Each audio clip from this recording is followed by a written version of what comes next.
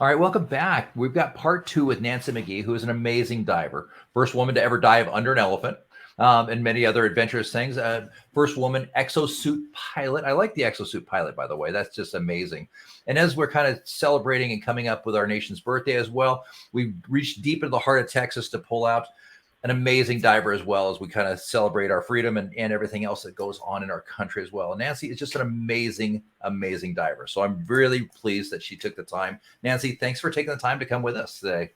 I'm really pleased to be here, Benjamin. Thanks so much. And since you brought up our country and Independence Day, I can't say anything without saying, hey, thank you for your service to our country, because that's something we never ever should neglect, take advantage of, take for granted. It's so important. So thank you. Well, thank you. I appreciate that. So Nancy, let's change gears from the first half of our interview. We talked a lot about exploration. We talked about the exosuit pilot. Those are just amazing things. But I want to kind of move on to a kind of a different dynamic, and let's talk about that. You've done some amazing dives. I mean, diving under an elephant, diving in an exosuit, diving in the Antarctica. How do you manage fear and anxiety while you're undertaking these amazing expeditions? Oddly enough, I find as I get older, I have different incidences of being a little unsure, fear, anxiety. I mean, it crops up, and I think more the difference as I'm older is I realize I'm not as physically fit. I'm not as capable of doing, fighting the currents, especially with a giant camera. So just having to be aware of my own limitations, and I at times, if I'm uptight, I just stop and think, what's the one thing that you can do right now? And that's just to stop and breathe and relax. And so just take it easy. Stop whatever you're doing. Stop the craziness that's going on inside your head and focus on breathing. Get yourself under control again. And then think through, okay, where am I? What am I doing? What are my options here?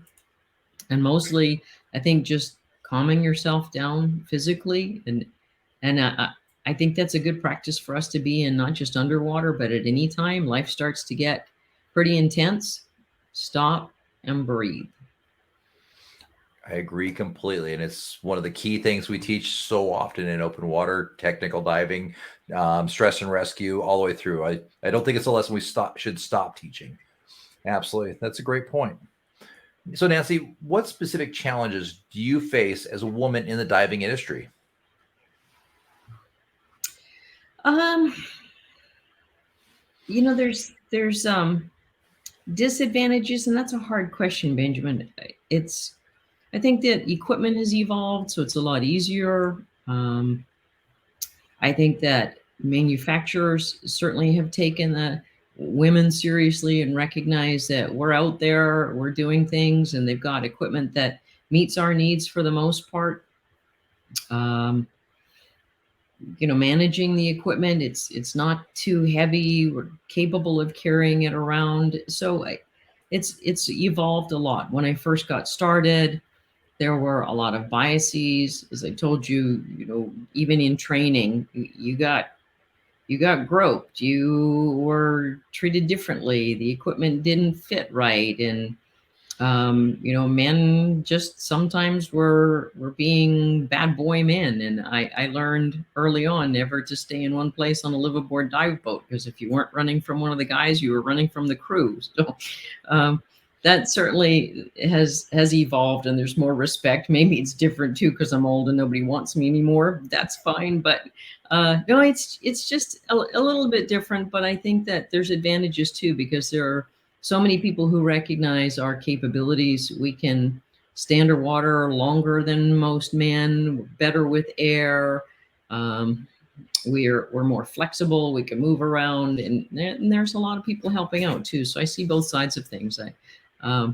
As I'm older now too, more men are willing to help me out with my gear. So I'll let them know. And I used to not. And it's great to have somebody help carry my bags or carry my camera, because it weighs a ton. So yeah, I think that it's a balance. And we've evolved as a species, certainly in the last 50 years, to treat women a little bit better and as more equals in the workplace. Absolutely.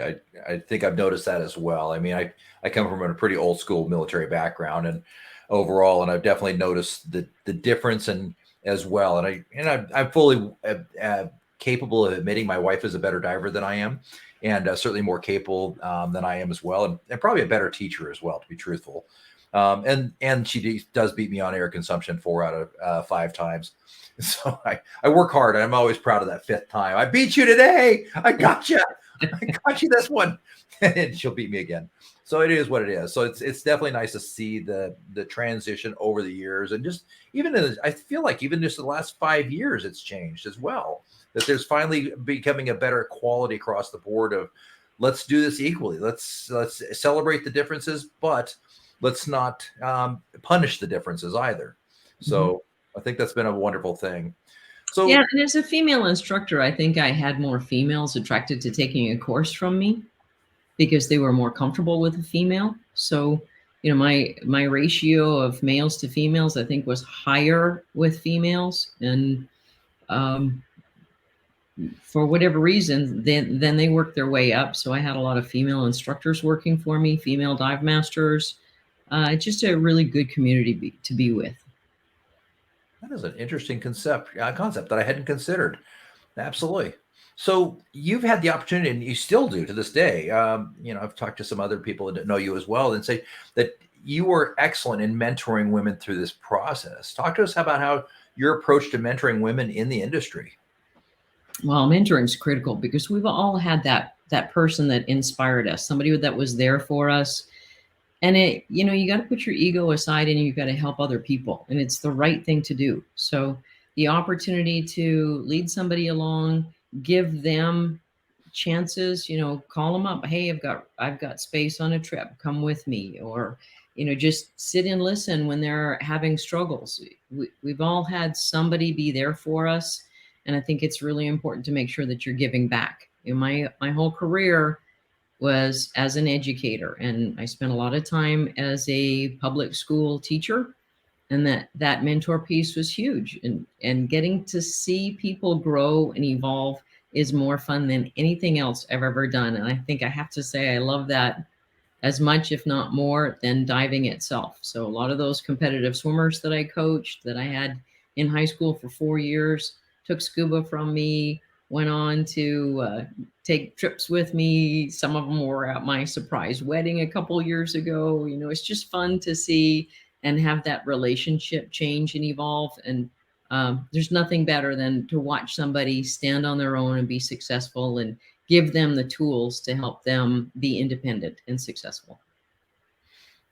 That's awesome. Now you brought up surprise wedding. I have to ask, was it a surprise to you, or was it a surprise to everybody else? No, it was a surprise to everybody else. I have some Okay, dear good. friends that live in Australia, and they only come back once a year to visit. And I wanted them to be there when I got married. So at 57, I finally got married for the first time. And we invited everybody over for a Christmas party, and a wedding broke out. Oh, well, there you go. Okay. I just wanted to make sure that it wouldn't, all of a sudden, Mr. didn't show up at your house. By the way, we're getting married today. Oh, okay. No, he was very patient to talk me into it because it took a bit. I'm confirmed committophobe. There's nothing wrong with that. I get it completely. I was, before my wife and I married, I was single for 16 years. So, and it's perfectly okay. There's nothing wrong with that at all. But I think that's part of diving as well, though. You have to be okay with who you are. If you're not okay with who you are, I mean, it's not like we have this great communication ability that all of a sudden I can have these great conversations with my wife underwater. I have to like who I am. If you don't like who you are, I don't think that's really a good recipe for a long dive. That's for sure. I agree. And I think that, most divers are really easygoing, laid back people. Mhm. And together, I mean, we just make a great group of social beings. How many divers do you meet with that everybody's got to talk about their dive, and it's important to shut up and listen to somebody else tell their story, because it's real for them, and it's an amazing world, and we're so fortunate to have the tools to actually get in and see what we do, because as we talked about before, Mother Nature is absolutely remarkable, and no Hollywood director could come up with the creative creatures that we get a chance to see. And, Jim Cameron and what is it? What's that movie? Avatar. Avatar. Thank you. I couldn't think of the name. So, a lot of those things in Avatar were inspired because he's a diver and he got to see them underwater in the first place. So we have this most amazing world, and then the chance to come up and talk about it. You mentioned, what it's like to be a diver, getting to see someplace for the first time. And I remember in the Forgotten Islands doing a dive where I got way ahead of the rest of the group. And I come around the corner and I'm in this amazing drop off, long peninsula. I'm in about 80 feet of water. And above me are the barracudas, massive school of barracudas circling. The jack school comes swimming through. And I looked around and there was nobody to share it with. And that was a hard moment for me, realizing, wow, I'm the first person to see this, but there's nobody here to share it with. And that's certainly something that I found as a diver, that I'm social underwater too. I want to be able to show people what I'm seeing and share that. And you get back to the boat like, oh my gosh, did you see that manta come by? And wow, that was fantastic. That's a big part of it, is that ability to just share the moment with somebody. I agree. I've always been a little jealous I've dove with deaf divers more than a few times, and I've watched them very closely, kind of kicking behind, and they have the most wonderful conversations at depth. And I mean, they're going through and telling everything about it, and I've been a little jealous of that. I've thought, man, my wife and I went and took a sign language course. How much better would our diving be? Yeah, true. Although, I've certainly seen couples that communicate quite well underwater. we actually do, and I'm blessed that with have my wife and I probably have, I don't know, 1,500, 2,000 dives together, and we're really, really lucky in that we figured a lot of stuff out as we go along. Every once in a while, she comes up with a new one, and we had about 3 years ago, she came up with a new one that we hadn't prepared with P valves for our dry suits, and we were doing a particularly long cold water dive, and she gave me a whole new one that I was like, there's a squid under you, there's an octopus between your I'm not sure what you're telling me here. And once I figured out, I was like, oh yes, yeah, well, let's get it. It was a half-mile swim from where we were getting ready to ascend to the shore. So I was like, it's going to be a bit. So it's always interesting. That's for sure. We communicate very, very well. But I think there's a few things that I would like to improve upon always. But there's always something to improve upon, right? Sure. No, if we're not getting better, if we're not learning something new every day, we're not paying attention. Absolutely. I love the learning attitude as well. And maybe that comes from your years as an educator as well. But so, Nancy, you've had a storied career. You're amazing and all you've done. And I love everything. Who is your inspiration? Who inspired you? Oh my gosh. I've had so many great mentors along the way. Ernie Brooks, dear friend, and just always somebody who was there to support other people. I spent nearly 10 years working with Stan Waterman, who, when you're working with an Emmy award-winning filmmaker, you put down the still camera and you pick up a video and you learn. And, he's so great at storytelling and a gift of language. So that was a real inspiration for me. Zale Perry, another absolute sweetheart who was, while she's this lovely, gracious lady, she was in her day, as one of the first instructors and teaching Lloyd Bridges how to dive for Sea Hunt. She was in Sea Hunt playing his girlfriend or damsel in distress, depending on what episode called for what. She's an absolute go-getter. And I've had so many dear friends and mentors along the way, peers who will reach out, somebody like Dan Orr that says, hey, Benjamin's doing this great interview series, you need to be a part of it. We're all a very small community and work together to make the community better. That's amazing. So let's shift gears just a little bit, Nancy. We all fail. We all experience setbacks in our career. I've certainly had more than my share. How do you bounce back from a setback? There's got to be a lot of self-talk. and self-realization too. Okay, I'm unsuccessful right now. Why is that? Am I devoting enough time to it? Am I doing the research that I need to? Physically, am I capable of handling this right now? If I'm not, what do I need to do to change that? So I think having a growth mindset is critical, and you have to be reflective. And you have to sometimes reach out, whether it's through other people or through books. Like I'm reading a book right now about emotional intelligence and making sure that I'm able to handle things as an adult using my adult brain, not the parent brain.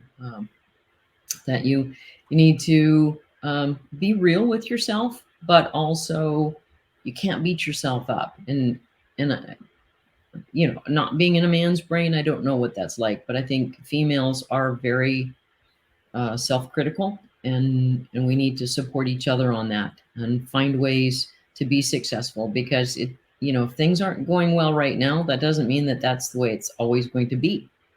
um, there's just highs and lows in life, and I think you need the lows to understand how great the highs are, and you keep plugging away, because it's a great world out there, and it's to be experienced. And I think so many times, and I'll give an example. Very early in my career, I was sitting on a Nile cruise ship. I'm wearing my little black dress. I'm in an air-conditioned cabin with a glass that has ice in it, and I'm looking at this picturesque Nile scene. And I look out, I'm feeling like I'm hot stuff. I'm 20 some odd, 30 years old, whatever. And I'm cruising up the Nile thinking, I got myself here. This is awesome. And then I look out and I saw that woman on the side of the Nile River where, she's got her bucket and she's getting water and she's preparing the meal for the family and getting water for the animals. And she's working her tail off, wearing black chador, and it's 110 degrees outside. And it really struck me at that point. I thought, I could have been born as that woman, and I have every choice in the world and every opportunity living in the country at the time that I do. She will never get away from that. She will be there every single day until she dies. That's her world. So I think very frequently now about how I won the birth lottery, to where I was born, the parents I was born, and the country that I live in. I'm very, very blessed because I've got every opportunity available to me. And if I fail, it's on me. It's not on anybody else. That is absolutely. We've got to be self-reliant and really willing to accept the consequence and the obligations that we present ourselves with and what we want to accomplish. It's great. So Nancy, we all have that oh crap moment in diving, and adventure divers probably have more than one. Can you tell us a little about one of your biggest ones, and how did you prepare to handle that scenario? Well, I'm thinking of several, which one to use as an example. I remember being on a dive trip with Stan Waterman, and I'm so busy trying to make sure that at that point, I think he was in his 80s, and that his gear is set up and he's good. So I neglected my own stuff, and I bail off for a deep wreck dive and looked down, and they hadn't changed my tank out. So I've got 500 pounds of air, so I did what I needed to. I got him to the bottom and got him hooked up with another buddy. And then I ascended to, safely to the surface and got myself out of the water and made sure, okay, don't forget to check your own air supply every time. I mean, there's simple things like that. There's others where, wow, a long time ago, I was very early, probably my first real open water dives, deciding that I was going to go up through a shaft on a wreck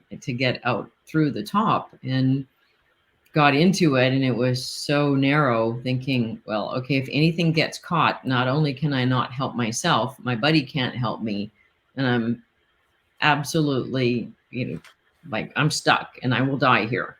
So that was one of those aha moments, like, okay, when you're wreck diving, you have to remember things appear closer and larger, and you can't get yourself in a position that you could possibly get ensnared on something, you need to be in a place where your buddy can get to you and help you, and you need to be aware of where your buddy is so you can help them. So don't put yourself in a situation like that that you won't come out of. And I was just darn lucky. It's a great position. Don't put yourself in the position if you're not prepared to get out of it. Mhm. I like that. So I've got peppered in here a few questions from some other divers that we all know. And one of my favorite questions comes from Christina Zanato, who's just amazing as well. She asks, what was the loudest doubt you heard in your head as you move forward with your plans? And what did you do to quiet it down? Well, the loudest doubt is, I can't do this. I don't understand technology enough to be able to film at the level that I'm trying to film. I don't understand editing enough for that. And you have to think of, what do I know? What do I know? What are my facts? What are the things I'm capable of doing? And you start there and you go back to, what am I good at? And this is what I'm capable of doing. Okay, I can do this. Now, can you grow from this experience? What can you possibly add to that? So you have to be an advocate for yourself, and you have to be willing to admit there's things you don't know, but just because you don't know them doesn't mean you can't learn them. That's a great point. Now, Nancy, we all have risk in what we do. I mean, no matter what you're doing, diving certainly comes with some risk. Tell us about risk management for you, and what's the biggest risk you've ever taken, and how you succeeded in that. Well, for me, it's probably more in leading expeditions and putting something ambitious together. And that's the hard part. For me, I'm going to charter a boat because no boat's going to go where I need to as part of our regular trip. So I've got to put down $150,000 to charter a boat to go 28 days to the Forgotten Islands. So now I need to not only make this happen and make sure that we can get where we're going and be successful in our mission, but we've got to be able to provision. And then I have to make this into a financial success because school teachers don't have that kind of money.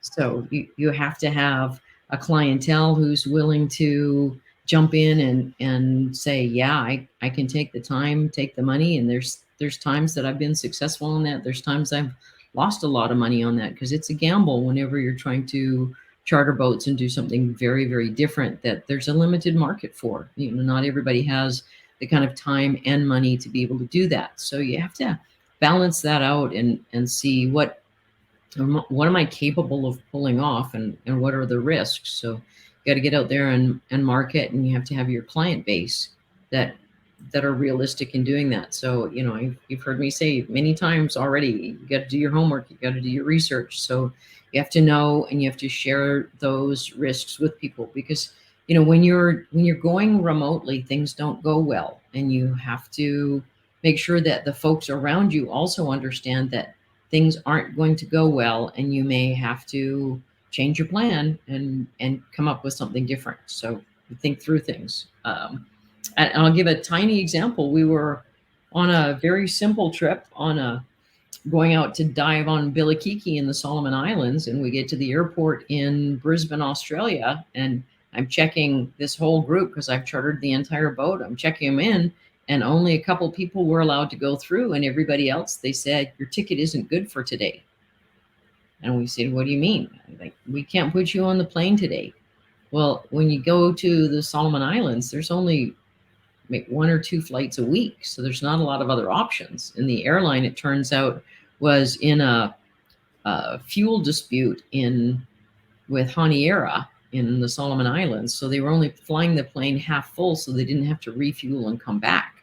So there's a point where you have to work the problem. And we've got ticket agents who are 21 years old, and they're not invested in this, and they know at 10 a.m. that day they get to go home. So we had to get them motivated to help us out and figure out how we can do whatever it took. So I actually rallied everybody who got left behind. They weren't in my group necessarily, but I said, you cannot leave this counter. We have to get these people to work on our behalf. So we kind of staged a a sit-in in front of the counter, and were really nice and polite and worked with those people. And they finally got another flight, and they chartered another flight for us the following day to get us out there. So we lost a day on the liveaboard, but at least we made that work. So, things happen both on land and underwater. Stage to sit in. I love it. That's awesome. So, Nancy, what's the most awe-inspiring, breathtaking moment by far you've ever experienced while diving? A place called Dye Island in the Forgotten Islands. And it's that place I described before, where it's this beautiful drop off, 80 feet of water that drops to who knows what. Banda Sea is the deepest sea in the world, and it's absolutely spectacular, with fish schools, thicknesses I've never seen before. I mean, just there's nobody out there. There's nothing that scared the fish away. There's jacks, there's barracuda, there's sharks swimming through. There's just absolutely everything. Visibility spectacular. The water is warm, and you're just in the moment realizing I'm the only person who's ever gotten to see this, and I can't wait to get back there because it was stunningly beautiful. And just being still and watching what swims by, it's like nothing else. I've never been a druggie, I've never understood that world, but maybe to a certain extent in diving I get it, because I'm always chasing that next adrenaline high. I did a lecture at Boston Sea Rovers last year called My Last Best Place, and if I had one place I could go back to, it's actually Cocos Island, because Cocos is someplace where you never know what's going to swim by, and it's big animal, wild action, sometimes crazy currents. And I'll be back there in August, and I can't wait, because it's another place that you never know. It's amazing. So what advice would you give to aspiring divers or explorers who are just starting out their journey? Say yes. When opportunities come along, the answer is yes. They don't come along at the right time. There's challenges with jobs and time and money and all that stuff, but you got to find a way, because the answer is yes. Do it. They say, do you want to be the first exosuit pilot? Yes, absolutely. Take a week off of work. I'll be sick. I'll lose pay, whatever it takes. You find a way, because opportunities come along. They don't always come along at the right time, but they come along. So be open, because if you stay comfortable, then you will never grow. So life begins at the edge of your comfort zone. I love that. And as I go through, there's always something from an interview. I'm a post-it note king. But I put that on my computer, and I look at those from these interviews. So thank you. I love that. So shifting gear just a little bit, how has your perspective on the environment and the climate changed or evolved through this underwater exploration and filmmaking? Well, sadly, the world is negatively impacted by the people on it. We are not good stewards of our planet. And even when we were out in the Forgotten Islands, I saw evidence of longliners. We had ghost nets. There were places we went to where you could see that the villagers had used dynamite fishing techniques. I mean, we just don't do a good job of taking care of our planet. And the other thing is, that's a first world problem. You can talk to some villager in Fiji or someplace else about taking care of their environment. I've certainly seen unbelievable plastic trash in remote places in Indonesia. Well, they're a disposable society. They're people who are used to throwing coconut husks and banana peels on the ground, and they decompose, and that's okay. And now we've introduced all these plastics to them, and they don't do that, but they still have that mindset. And if you are trying to feed your family one meal at a time every day, being from a developing world, then conservation, that's a first world problem. That's something that rich people can talk about. Poor people don't get to do that. So we've got to be more careful about what we introduce to our planet, and then we've got to be better stewards and better educators about that. And we as first world folks need to take the lead on that. I do see that there's an overpopulation on the planet. We got a lot of mouths to feed, and we've got to think through that. I think during COVID, we had some great examples of innovation. When times get really tough, I think that's where the innovators really come out. What is it? The complacency masks character, and adversity reveals it. So we've seen some really amazing discoveries. People have thought through problems and been super creative on solutions, and we need to continue that. How can we be better friends with the environment? It starts with yourself, one moment at a time. I was going to an Explorers Club dinner in New York, and one of the things they said is, "Hey, let's do some environmental theme here, and let's do recycling. And what can you do with that?" So that one day when I got that email, said, "Okay, well, every time I've got something that's recyclable, disposable, whatever, I'm going to put it on the counter and try to think through this." And like from breakfast onwards, it's just unbelievable how much trash we have that could be recycled, could be repurposed, could be reused. So start with yourself and the realization and how you manage that, and then think bigger from there. It's a good point. That's for sure. One step at a time. What are some of the most significant lessons you've learned as an explorer to date? Oh my gosh. Believe in yourself, say yes to opportunities, and be uncomfortable. And I'm kind of parroting what I've already said, but I do a lot of speaking to audiences, especially younger groups, and I really push, be uncomfortable. I say I'm painfully shy and insecure, and I say yes to opportunities all the time because it makes me uncomfortable. And if I'm complacent, I will never grow. That is fantastic. So back to over two questions. Janine Sproul, who is an instructor that I work with, and is helping me with some growth in education as well, asked, "What would you tell yourself as a baby diver if you could go back in time?" Wow. Quit work and keep going on the diving part. Yeah. Take a chance, because I chose the safer path to try to do diving on the side and have a real job. Part of that is because I'm mission driven and I love kids, and I wanted to provide them with the opportunities for a successful future. But I did that at my own expense. So I think I could have done a lot more for me had I chosen me first. Fair enough. How do you use your platform to raise influence and awareness?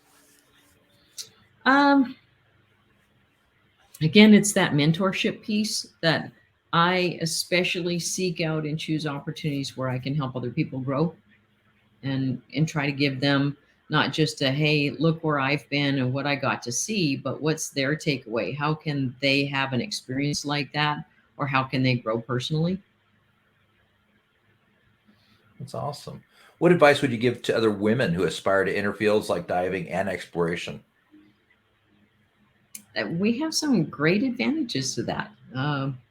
We are, you as Benjamin, you are a white male. You are the most discriminated against group on the planet right now. And so, women have opportunities we've never had before, and we have abilities. So it's an opportunity to take advantage of this. We're living in the right time and the right place to be able to follow our dreams and make things happen. It just means that you've got to say yes and get uncomfortable and give it a try.